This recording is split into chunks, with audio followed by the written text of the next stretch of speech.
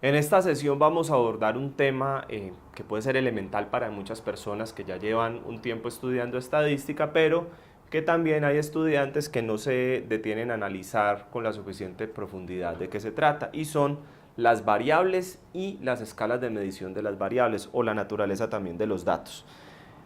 Una variable, para ser muy operativo en la definición, una variable no es más que una característica de interés que para mí como investigador es relevante con respecto a una población. Entonces yo podría tener lo que en términos de estadística se llama unidades de análisis, elementos de una población, y yo podría pensar, por ejemplo, en 3 niños que hay en un salón, 2 niños y una niña, ¿cierto?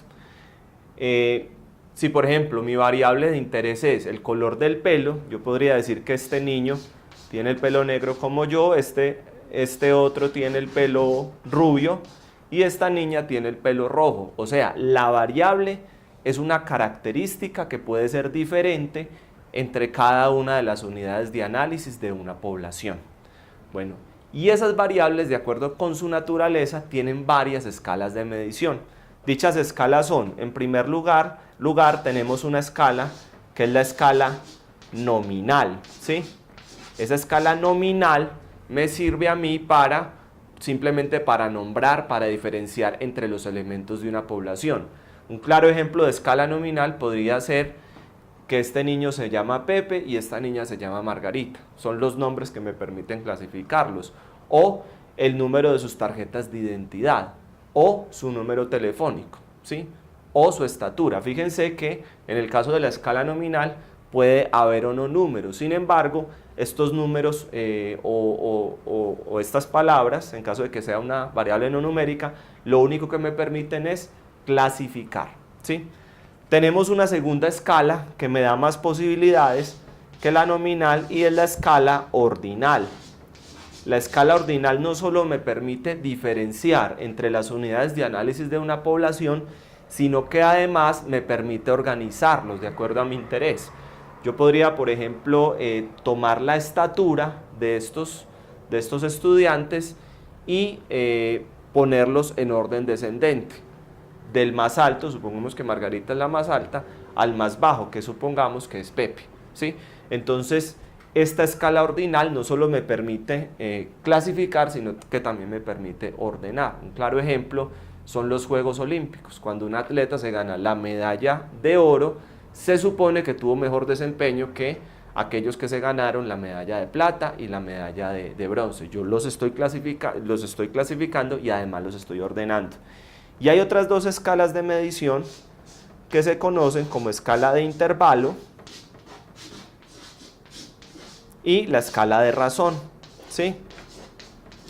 Tanto la escala de intervalo como la escala de razón me dan más posibilidades todavía, porque me permiten clasificar los elementos de una población, me permiten ordenarlos, pero además me permite establecer la diferencia entre uno y otro en esa ordenación. Me explico.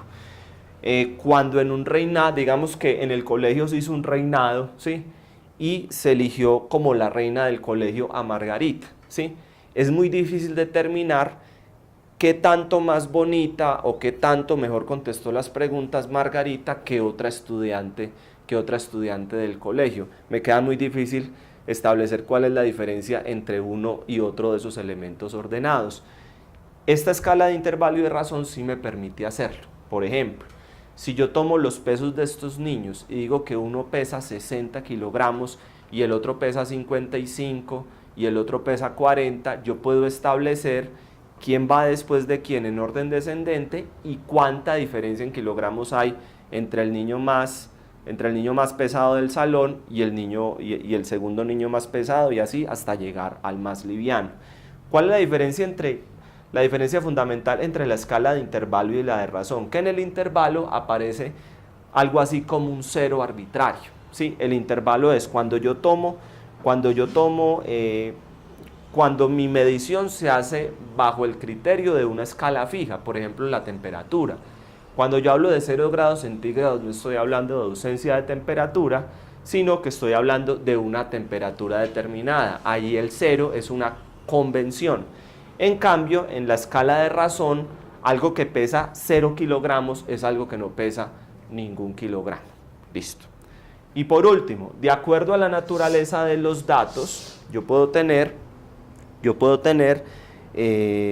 dos tipos de datos. Datos categóricos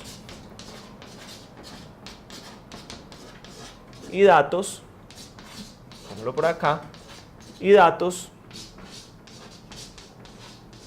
cuantitativos.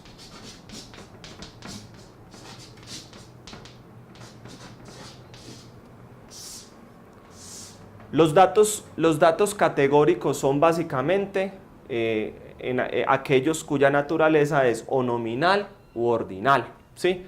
Los vamos a poner por aquí, que ya los explicamos.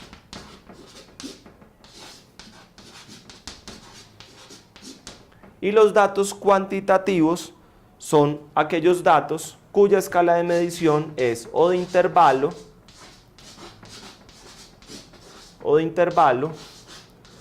o de razón, ¿sí?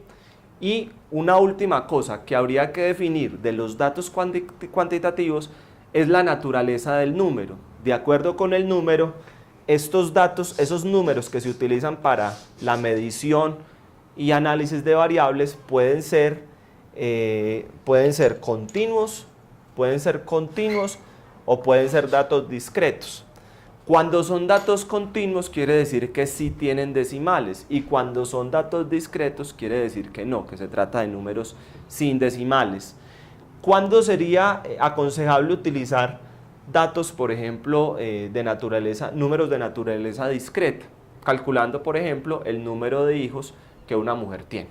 Puede tener 3 hijos, 2 hijos, no tener ningún hijo, pero no es lógico hablar de 1.5 hijos. Y datos continuos, uno de los ejemplos más relevantes de cuándo es muy recomendable utilizar comas es, por ejemplo, con la estatura de los niños. Yo puedo tener un niño cuya estatura es 1,65 y si yo lo redondeara al metro me quedaría bastante bajo, y si el 1,65 lo redondeara hacia arriba, hacia los 2 metros para no poner comas, me quedaría demasiado alto. Entonces, en ese sentido, hablamos de 1, y el número de centímetros que cada uno de estos niños tiene. Con esto, entonces, para resumir, hemos definido qué son variables, hemos definido las diferentes escalas de medición, nominal, ordinal, de intervalo y de razón, y hemos analizado como dos subcategorías de acuerdo a la naturaleza de los datos. Datos categóricos, que son básicamente en los que se utiliza escala de medición nominal o ordinal, y datos cuantitativos, en los que se usa la escala de intervalo y de razón. Y como de acuerdo con la naturaleza del número, esos datos cuantitativos pueden ser discretos, o sea, sin decimales, o continuos, o sea, con decimales. Y dependiendo de la situación, será más recomendable utilizar los unos o los otros.